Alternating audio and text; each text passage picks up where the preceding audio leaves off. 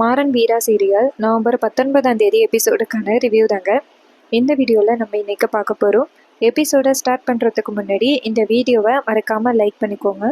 உங்களுடைய ஒவ்வொரு லைக்கும் அடுத்தடுத்து வீடியோஸ் போடும் பொழுது எங்களுக்கு கொஞ்சம் இன்ட்ரெஸ்டிங்காகவும் என்கரேஜிங்காகவும் இருக்கும். எபிசோட் எப்படி ஸ்டார்ட் ஆகுதுன்னா, கண்மணி வந்துட்டு நேராக கடையில் உட்காந்துருக்காங்க. கண்மணியோட திமிரு ஆணவம் பற்றி உங்கள் எல்லாருக்குமே தெரியும். கண்மணியை கடைக்கு கூட்டிகிட்டு வரும் பொழுது ராகவன் சொல்கிறாரு, இங்கே பாரு கண்மணி, இங்கே வந்துட்டு நீயும் முதலாளி அம்மா தான் அப்படின்னு சொன்னதோட கண்மணிக்கு ஆணவம் தலைக்கு ஏறிட்டு கண்மணி போயிட்டு நேராக சேரில் உட்காந்துருக்காங்க. அப்போ கடைக்கு வரவங்க எல்லாருமே கண்மணியை பார்த்துட்டு குட் மார்னிங் குட் மார்னிங்னு சொல்லிட்டு போகிறாங்க. ஆனால் ஒருத்தர் மட்டும் குட் மார்னிங் சொல்லவே இல்லை. அவர் மட்டும் போயிட்டு ஒர்க் பண்ணிக்கிட்டு இருக்காரு. முக்கியமாக அவர் வேலைக்கு வந்ததே லேட்டாக தான் வந்திருக்காரு. இதை வந்துட்டு கண்மணி கவனிக்கிறாங்க. அப்போ கண்மணி வந்துட்டு நேராக உட்காந்துக்கிட்டு இருக்கும் பொழுது இன்னொரு பக்கம் அவர் நேராக போய் நிற்கும் பொழுது மற்றவங்க கேட்குறாங்க, ஏன் அண்ணா அன்னைக்கு லேட் அப்படின்னு. அவர் சொல்கிறாரு, இது மாதிரி பாப்பாவுக்கு உடம்பு சரியில்லை, அதான் லேட் ஆயிட்டு அப்படின்னு சொல்லிக்கிட்டு இருக்காரு. அப்போ அவங்க சொல்கிறாங்க, சரி நான் வேலையை பாருங்கள், எப்பவும் சீக்கிரமாக வந்துடுவீங்க, இன்னைக்கு 11 மணி ஆயிட்டு அப்படின்னு சொல்லிக்கிட்டு இருக்காங்க. அதே நேரத்தில் கண்மணி நேராக அவரை கூப்பிடுறாங்க, இங்கே வாங்க அப்படின்னு. அவர் அங்கேருந்து போயிட்டு நேராக கண்மணியை பார்க்குறாரு. அப்போ கண்மணி கேட்குறாங்க, ஏன் லேட்டு, காலையில் 8 மணிக்கு வர வேண்டிய நீங்கள் 11 மணிக்கு வந்திருக்கீங்க, அதுவும் ஹாஃப் டே லீவு, எங்கே போயிட்டு வந்தீங்க அப்படின்னு. அவர் சொல்கிறாரு, இது மாதிரி வீட்டில் ஒரு சின்ன வேலைம்மா, அதாம்மா லேட் ஆயிட்டு அப்படின்னு. அப்போ கண்மணி கேட்குறாங்க, என்ன வேலையாக இருந்தாலும் ஹாஃப் டே லீவ் போட்டிருக்கணும்ல, இப்போ நீங்கள் ஃபுல் டே அப்படின்னு கணக்கு கொடுத்துருப்பீங்க, அப்புறம் ஃபுல் டே சம்பளம் உங்களுக்கு கிடைக்கும், இப்படி தான் ஈஸியாக இந்த கடையில் உள்ள சம்பளத்தை வாங்கிக்கிட்டு போகிறீங்களா? ஹாஃப் டே லீவ் வேணும் அப்படின்னா நாளே நீங்கள் ஹாஃப் டே லீவ் கேட்டுட்டு லேட்டாக வந்திருக்கணும். அதை விட்டுட்டு இப்படி தெரிஞ்சே வந்துட்டு லேட்டாக வர்றது எவ்வளோ பெரிய தப்பு தெரியுங்களா அப்படின்னு. அப்போ அவர் சொல்கிறாரு, இது மாதிரி என் பாப்பாவுக்கு உடம்பு சரியில்லை, அதனால தான் கொஞ்சம் நேரம் ஆயிட்டு அப்படின்னு. கண்மணி சொல்கிறாங்க, அதை பற்றியெல்லாம் எங்களுக்கு கவலை இல்லை, அது உங்களோட பிரச்சனை, உங்களோட கவலை. நீங்கள் என்ன பண்ணணும், முந்தா நாளே நீங்கள் வந்துட்டு ஆஃப் டே லீவ் கேட்டிருக்கணும். அதை விட்டுட்டு உங்கள் இஷ்டத்துக்கு லீவ் போட்டுட்டு உங்கள் இஷ்டத்துக்கு ஆஃப் டே லேட்டாக வரீங்க. இந்த சம்பளத்தை எல்லாம் என்ன கடை பேரில் எழுதி வைக்கலான்னு நினைக்கிறீங்களா அப்படின்னு. இதை கேட்டுட்டு அவர் சொல்கிறாரு, சாரிம்மா, நான் லேட்டாக வந்தது தப்பு தான் அப்படின்னு. கண்மணி சொல்கிறாங்க, இதுக்கப்புறம் லேட்டாக வந்தீங்க அவ்வளோதான் அப்படின்னு சொல்ல, அவரை என்னை மன்னிச்சிருங்க மேடம் அப்படின்னு சொல்கிறாங்க.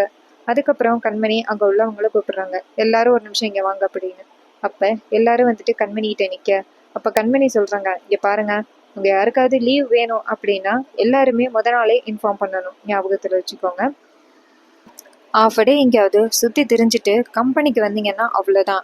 அப்படி உங்களுக்கு எங்கேயாவது சுற்றணும் அப்படின்னு நினச்சிங்கன்னா இந்த வேலையை விட்டு போய்கிட்டு மறு வேலை பாருங்க, மற்றபடி இங்கே வேலைக்கு வந்தீங்கன்னா அவ்வளோதான் அப்படின்னு சொல்லிட்டு கண்மணி செமையாக பேசுகிறாங்க. இதை கேட்டுட்டு அங்கே உள்ளவங்க எல்லாருமே கண்மணியோட பேச்சை பார்த்துட்டு அரண்டு போய் நிற்கிறாங்க. அதுக்கப்புறம் கண்மணி சொல்கிறாங்க, போய் அவங்க வேலையை பாருங்க அப்படின்னு சொல்ல எல்லாரும் போயிட்டு வேலையை பார்க்குறாங்க. அப்போ கண்மணி திமுறாக வந்து உட்காந்துருக்காங்க. அதுக்கப்புறம் வந்துட்டு கண்மணியோட இந்த பிஹேவியரை பார்த்துட்டு எல்லாருக்குமே ரொம்ப அதிர்ச்சியாக இருக்குது. என்னடா இது, இவங்க இப்படி பேசுகிறாங்களே, இவங்க இன்னுமே வந்துட்டு கம்பெனிக்கு முதலாளி ஆகலை, அப்பயே வந்து இப்படி பேசுகிறாங்களே அப்படின்னு சொல்லிட்டு ரொம்ப அதிர்ச்சி ஆகுறாங்க. அதே நேரம் நம்ம மாறனும் கண்மணியும் வீராவும் வந்துட்டு நேராக கம்பெனிக்கு வராங்க. அப்போ மாறன் சொல்கிறாரு, கடைக்கு வந்து எவ்வளோ நாள் ஆகிட்டு அப்படின்னு சொல்லிட்டு 2 பேரும் வராங்க. மாறனும் வீராவும் வரதை பார்த்துட்டு எல்லாருமே வந்துட்டு மாறன் வீராவை வரவேற்கிறாங்க. வீரா போயிட்டு சேரில் உட்காடுறாங்க. அப்போ மாறன் சொல்கிறாரு, வீரா, நீ கடைக்கு வந்து கிட்டத்தட்ட 10 நாளைக்கு மேலே ஆக போகுதில்ல, கணக்கெல்லாம் எப்படி இருக்குன்னு தெரியல, பார்க்குறதே ரொம்ப கஷ்டம்ல அப்படின்னு.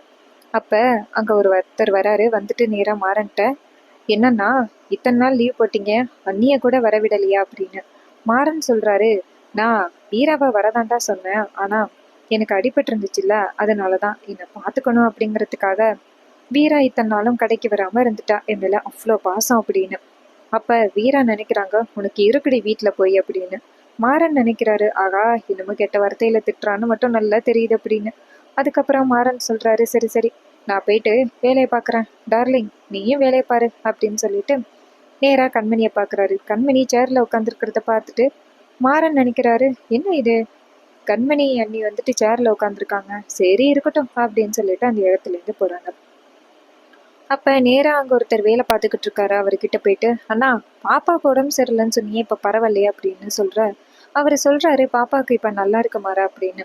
அப்போ மாறன் கவனிக்கிறாரு. அவர் வந்துட்டு ரொம்ப அமைதியாக பேசுகிறத பார்த்துட்டு மாறன் கன்ஃபார்ம் பண்ணிட்டாரு, ஏதோ ஒரு பிரச்சனை நடந்திருக்கு, அதனால தான் அவர் டிஸ்டர்ப்டாக இருக்கார் அப்படின்னு மாறன் கன்ஃபார்ம் பண்ணிட்டாரு.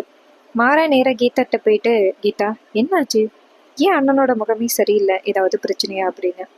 கீதா சொல்கிறாங்க, அப்படியெல்லாம் ஒன்றும் இல்லைண்ணே, எல்லாரும் நல்லா தான் இருக்காங்க அப்படின்னு. மாறன் சொல்கிறாரு, எனக்கு ஒருத்தரோட முகத்தை பார்த்தா தெரியாதா, என்ன பிரச்சனைன்னு சொல்லு அப்படின்னு. அப்போ கீதா சொல்கிறாங்க, அண்ணா நான் சொன்னேன்னு யாருக்கிட்டையும் சொல்லிடாதீங்க, வாங்க போகலாம் அப்படின்னு சொல்லிட்டு மாறனை கீதா தனியாக கூட்டிகிட்டு போகிறாங்க. அப்போ மாறன் கேட்குறாரு, என்ன கீதா தனியெல்லாம் கூட்டிகிட்டு போகிற, என்ன பிரச்சனை, ஏதாவது பெரிய பிரச்சனை நடந்துச்சா அப்படின்னு. கீதா சொல்கிறாங்க, நான் சொன்னதா தயவு செஞ்சு சொல்லிடாதீங்க, அப்புறம் என்னை வேலையை விட்டு தூக்கிடுவாங்க, எனக்கு இந்த வேலை மட்டும்தான் இருக்குது, வீட்டில் என்னை நம்பி தான் இருக்காங்க அப்படின்னு. மாறன் கேட்குறாரு, என்ன கீதா இப்படி பேசுகிற, எப்படி உன்னை வேலையை விட்டு தூக்க முடியும், வேலையை விட்டு தூக்குறதா இருந்தா அப்பா ராமச்சந்திரன் அவர் வந்தால் மட்டும்தான் உன்னை வேலையை விட்டு தூக்க முடியும், மற்றபடி உன்னை வேலை விட்டு தூக்குறதுக்கு யாருக்கும் உரிமை கிடையாது அப்படின்னு. அப்போ கீதா சொல்கிறாங்க, அப்போ கண்மணி மேடம் என்னை வேலையை விட்டு தூக்க முடியாதுன்னு சொல்கிறீங்களா அப்படின்னு. அப்போ மாறன் சொல்கிறாரு, அவங்களால எதுவும் பண்ண முடியாது, அவங்க இந்த வேலைக்கு புதுசு, அதனால தான் அவங்களுக்கு என்ன பேசுறதுன்னு தெரியல, நீ சொல்லு என்ன நடந்துச்சு அப்படின்னு. அப்போ கீதா சொல்கிறாங்க, அண்ணா இன்னைக்கு அந்த அண்ணன் இருக்காருல்ல, அவர் 11 மணிக்கு லேட்டாக வந்தார், அவரை கூப்பிட்டு கண்மணி மேடம் ரொம்ப திட்டாங்க, எதுக்காக லேட்டாக வந்தீங்க, இந்த மாதிரி லேட்டாக வந்தாலாம் இனிமேல் வேலைக்கே வரக்கூடாது அப்படின்னு சொல்லி ரொம்ப திட்டாரு. ஆனால் பாவம் அந்த அண்ணன், பாப்பாவுக்கு உடம்பு சரியில்லை அப்படிங்கிறதுக்காக தான் அவர் லேட்டாக வந்தார், அவர் எத்தனை வருஷமா அந்த கடையில் வேலை பார்க்குறாருன்னு உங்களுக்கு தெரியுமில்ல, பாவம் அந்த அண்ணன் எல்லாருக்கு முன்னாடியிலையும் அந்த கண்மணி மேடம் அண்ணனை ரொம்ப அவமானப்படுத்திட்டாங்க, பாவம் அந்த அண்ணன் அப்படின்னு சொல்ல. இதை கேட்டுட்டு மாறன் சொல்கிறாரு, இங்கே பாரு, கண்மணி அண்ணி வந்துட்டு இந்த கடைக்கு புதுசு, அதனால தான் அவங்க பேசிட்டாங்க, அப்படி நான் பார்த்துக்கிறேன் இரு அப்படின்னு சொல்ல. கீதா சொல்கிறாங்க, அண்ணா நான் சொன்னேன்னு தயவு செஞ்சு சொல்லிடாதீங்க, நான் சொன்னேன்னு தெரிஞ்சிச்சுன்னா அவ்வளோதான், அப்புறம் என் வேலை போயிடும் அப்படின்னு. மாறன் சொல்கிறாரு, என்ன நீ திரும்ப திரும்ப அதையே பேசிக்கிட்டு இருக்க, உன்னை யார் வேலையை விட்டு தூக்க போகிறான்னு நானும் பார்த்துறேன் அப்படின்னு சொல்லிட்டு மாறன் வந்துட்டு நேராக அந்த அண்ணன்ட்ட போயிட்டு, அண்ணா வாங்க டீ குடிச்சிட்டு வரலாம் அப்படின்னு சொல்ல. அவர் சொல்கிறாரு, இல்லை எனக்கு கொஞ்சம் வேலை இருக்கு மாறா அப்படின்னு. மாறன் சொல்கிறாரு, என்னன்னா அப்படி சொல்கிறீங்க, வாங்க அப்படின்னு சொல்ல. உடனே அவரும் சரி அப்படின்னு சொல்லிட்டு போக இதை நம்ம கண்மணி பார்க்குறாங்க. அப்போ அவர் வந்துட்டு நேராக மாறன் கிட்ட போய் நிற்க, 2 பேரும் டீ குடிக்கிறாங்க. மாறன் நேராக அண்ணன்ட்ட டீ நல்லா இருக்கா அப்படின்னு கேட்க அவர் சொல்கிறாரு, நல்லா இருக்கு மாறா, எனக்கு வேலை இருக்குது, நான் போயிட்டு வேலையை பார்க்குறேன் அப்படின்னு. மாறன் கேட்குறாரு, என்னென்ன வேலை அது கிடக்குது, எத்தனை வருஷமா இந்த கம்பெனிக்கு நீங்கள் வேலை பார்த்துக்கிட்டு இருக்கீங்க, ஒரு நாள் டீ குடிச்சா என்ன பிரச்சனை வரப்போகுது அப்படின்னு. அவர் சொல்கிறாரு, இல்லை மாறா, நாங்கள் எந்த நிலைமையில இருக்கோம், நாங்கள் யார் இங்கே அப்படிங்கிறது இப்போதான் மாறா எனக்கு புரியுது, இங்கே ஆஃப்டர் ஆல் நாங்கள் ஒரு தொழிலாளி மட்டும்தானே, நாங்கள் எப்போ வேணாலும் இந்த வேலையை விட்டு போகிறதுக்கு நிறைய வாய்ப்பு இருக்குல்ல, அதனால எங்களோட தகுதி என்னமோ அதை அடிக்கடி நாங்கள் ஞாபகத்தில் வச்சுக்கணும் அப்படின்னு.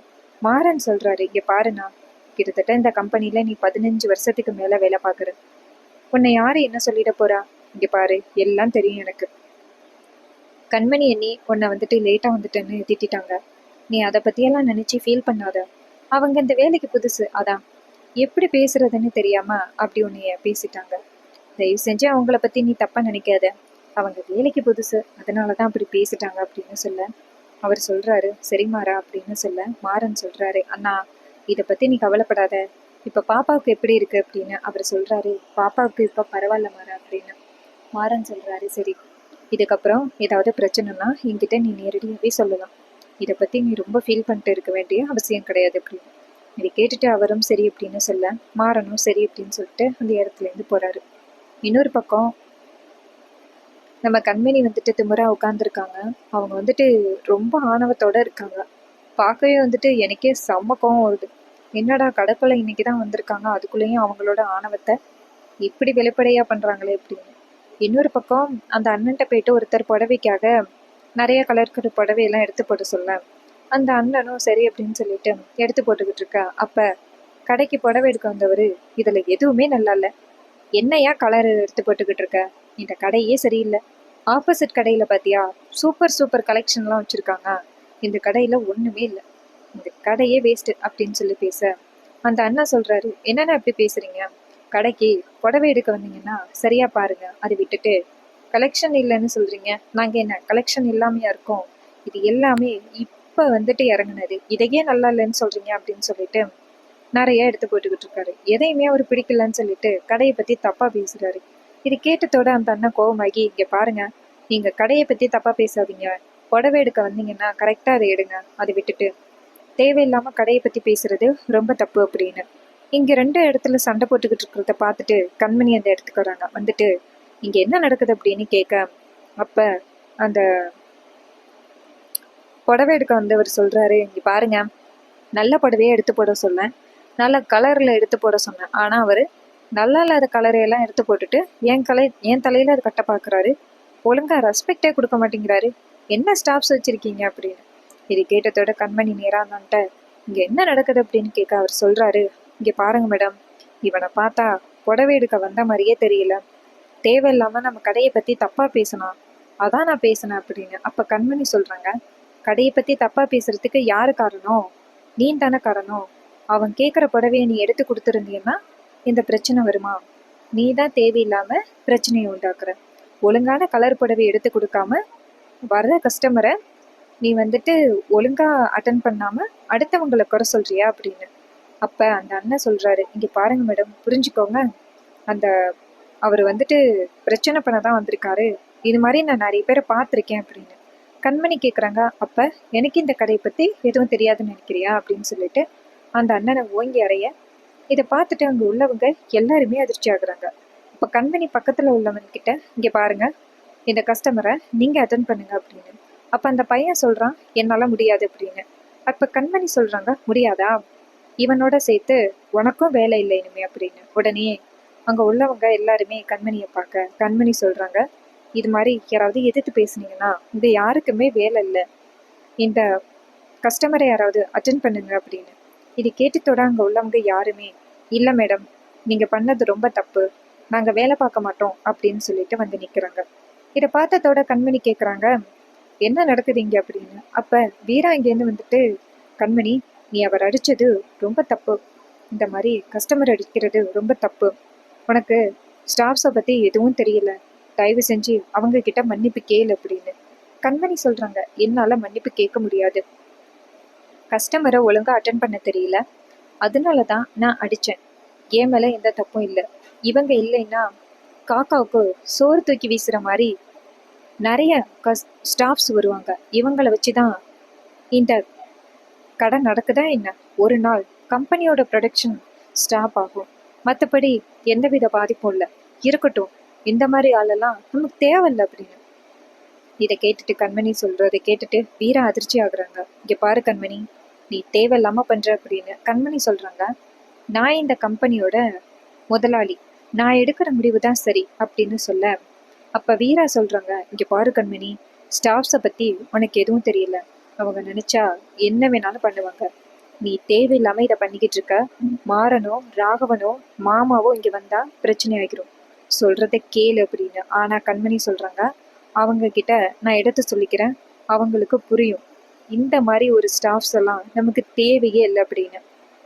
அப்போ வீரா சொல்கிறாங்க, இங்கே பாரு கண்மணி, என்னதான் இருந்தாலும் நீ வாய் வார்த்தையோட விட்டுருக்கணும், அதை விட்டுட்டு நீ கை வாங்கி அடித்தது ரொம்ப தப்பு, அவங்க கிட்ட மன்னிப்பு கேளு அப்படின்னு.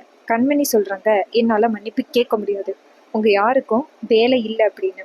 அப்போ ஸ்டாஃப் சொல்கிறாங்க, இங்கே பாருங்க மேடம், நீங்கள் அவருக்கு வந்துட்டு மன்னிப்பு கேட்கலைன்னா அப்புறம் நாங்கள் இங்கே வேலை பார்க்க மாட்டோம், நாங்கள் இந்த இடத்த விட்டு போய்கிட்டே இருப்போம் அப்படின்னு. இது கேட்டதோட கண்மணி சொல்கிறாங்க, வேலையை விட்டு போனால் போய்க்கிடுங்க, உங்களால் எங்களுக்கு ஒன்றும் லாஸ் கிடையாது, உங்களுக்கு தான் லாஸு, போய்கிட்டே இருங்க அப்படின்னு. அப்போ ஸ்டாஃப் சொல்கிறாங்க, இன்னைக்கு அவர் அடித்த மாதிரி நாளைக்கு எங்களையும் அடிப்பீங்க, அதனால நாங்கள் நியாயத்தை கேட்டு தான் ஆகணும் அப்படின்னு. அப்போ வீரா சொல்கிறாங்க, கண்மணி, நீ ரொம்ப பெரிய தப்பு பண்ணிக்கிட்டு இருக்க, மன்னிப்பு கேளு கண்மணி, இந்த பிரச்சனையே இங்கேயோட விடு அப்படின்னு. ஆனால் அந்த அண்ணன் சொல்கிறாரு, அதெல்லாம் மன்னிப்பு கேட்க வேணாமா, என்னால் ஏன் பிரச்சனை, நான் இந்த கடையை விட்டு போகிறேன் அப்படின்னு சொல்ல, வீரா சொல்கிறாங்க, அண்ணா ஒரு நிமிஷம் நில்லுங்க அப்படின்னு.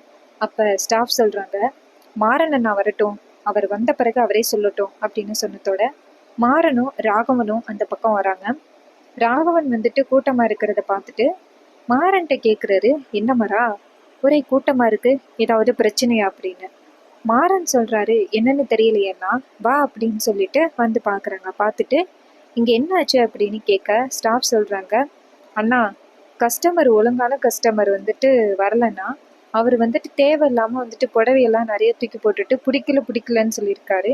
அவரை எப்படி அட்டன் பண்ணுறது அப்படின்னு ஸ்டாஃப்ஸுக்கு தெரியும். அதை பார்த்துட்டு கண்மணி நேராக அண்ணனை வந்து அடிச்சிட்டாங்க, அது தப்பு அப்படின்னு. அப்போ மாறன் நேராக அந்த கஸ்டமர் யார் அப்படின்னு கேட்க அந்த அண்ணன் அங்கே வராரு. வந்ததோட மாறன் கேட்குறாரு, நீங்கள் பார்த்த புடவை இதானா? மலை போல குமிஞ்சிருக்கு, இதில் எந்த புடவையுமே பிடிக்கல அப்படின்னு சொல்கிறீங்க. உங்களை பற்றி எனக்கு தெரியாதா? இதே மாதிரி 4 கடைக்கு போயிட்டு பிரச்சனை பண்ணுறதுக்காக நீங்கள் போவீங்க. உங்களை பற்றி எனக்கு தெரியாதா? சரி, கையில் எவ்வளோ காசு வச்சுருக்க அப்படின்னு கேட்க அவர் 200 எடுத்து காமிக்கிறாரு. சரி, ஏதாவது கார்டு வச்சிருக்க அப்படின்னு சொல்ல அவர் இல்லைங்கிறாரு. அப்போ மாறன் கேட்குறாரு, சரி நீ என்ன எடுக்க வந்த அப்படின்னு. அவர் சொல்கிறாரு, ஒரே ஒரு ஷர்ட் மட்டும் எடுக்க வந்தேன் அப்படின்னு. மாறன் சொல்கிறாரு, ஷர்ட் எடுக்க வந்த உனக்கு இங்கே என்ன வேலை அப்படின்னு. அப்போ அவர் சொல்கிறாரு, இல்லை சும்மா பார்க்கலான்னு வந்தேன் அப்படின்னு. மாறன் டென்ஷன் ஆகி, நீ எப்படிப்பட்டவன்னு எனக்கு தெரியாதா? இந்த மாதிரி ஸ்டாஃப்ஸை, இந்த மாதிரி கஸ்டமரை எப்படி சமாளிக்கிறது அப்படின்னு ஸ்டாஃப்ஸுக்கு நல்லாவே தெரியும். இங்கே பாருங்க, நீ என்னதான் இருந்தாலும் கை வாங்கி அடித்தது ரொம்ப தப்பு. நீங்கள் அவர்கிட்ட மன்னிப்பு கேட்கணும் அப்படின்னு. அப்போ வீரா நேராக கண்மணி கிட்ட, இங்கே பாரு கண்மணி, சொல்கிறது கேளு, மன்னிப்பு கேளு அப்படின்னு. ஆனால் கண்மணி சொல்கிறாங்க, என்னால் மன்னிப்பு கேட்க முடியாது அப்படின்னு சொல்லிட்டு ரொம்ப பிடிவாதம் பண்ணுறாங்க. இதை பார்த்துட்டு வீரா நினைக்கிறாங்க, எதுக்காக கண்மணி இப்படி பண்ணுறா தேவையில்லாமல், பாவம் அந்த அண்ணன் வயசுக்கு ரொம்ப கூட, இப்படி அடித்தது ரொம்ப தப்பு அப்படின்ட்டு கவலைப்படுறாங்க நம்ம வீரா. இன்னொரு பக்கம் மாறன் நேராக கண்மணியை பார்த்துட்டு, இங்கே பாரு அண்ணி, என்னதான் இருந்தாலும் வாய் வார்த்தையாக பேசுகிறத விட்டுட்டு கை ஓங்கி அடிக்கிறது ரொம்ப தப்பு அப்படின்னு சொல்ல, இதை கேட்டுட்டு கண்மணி அமைதியாக இருக்காங்க. அப்போ ராகவனும் எதுவுமே சொல்லவே இல்லை. அப்போ அந்த ராகவன் வந்துட்டு நேராக மாறன் கிட்ட, மாறா இந்த பிரச்சனையை இதோட விடு அப்படின்னு. ஆனால் ஸ்டாஃப் சொல்கிறாங்க, இப்போ கண்மணி மேடம் அண்ணங்கிட்ட மன்னிப்பு கேட்கலன்னா நாங்கள் இனிமேல் வேலைக்கு வரமாட்டோம் அப்படின்னு ரொம்ப ஸ்ட்ரிக்டாக சொல்கிறாங்க. இதை கேட்டுட்டு மாறன் வந்துட்டு ஒரு நிமிஷம் இருங்க அப்படின்னு சொல்லிட்டு கண்மணியை பார்த்துட்டு, நீங்கள் பாருங்க அண்ணி, நீங்கள் அந்த கடைக்கு புதுசு, உங்களுக்கு எதுவும் தெரியாது, அதனால நீங்கள் நடந்த தப்புக்கு மன்னிப்பு கேட்டு தான் ஆகணும் அப்படின்னு சொல்ல, இதை கேட்டுட்டு கண்மணி கோவத்தில் நிற்கிறாங்க. வீரா அப்பையிலேருந்து சொல்கிறாங்க கண்மணி கிட்ட, கண்மணி மன்னிப்பு கேளு கண்மணி அப்படின்னு. ஆனால் கண்மணி அப்படியே அழுத்தமாகவே நின்றுக்கிட்டு இருக்காங்க. இன்னொரு பக்கம் மாறனும் கண்மணி கிட்ட மன்னிப்பு கேட்குறாங்க. ஆனால் ரொம்பவே சூப்பராக அப்கமிங் எபிசோட கொண்டு போகிறாங்க. இதே மாதிரி இனிமேல் அப்டேட்ஸ் நம்ம சேனலில் தொடர்ந்து பார்க்கணும்னா மறக்காமல் நம்ம சேனலை சப்ஸ்கிரைப் பண்ணிக்கோங்க. இது வரைக்கும் இந்த வீடியோவை பார்த்தவங்க எல்லாருக்குமே ரொம்ப நன்றிங்க. அடுத்த வீடியோவில் பார்க்கலாம். தேங்க்ஸ் ஃபார் வாட்சிங்.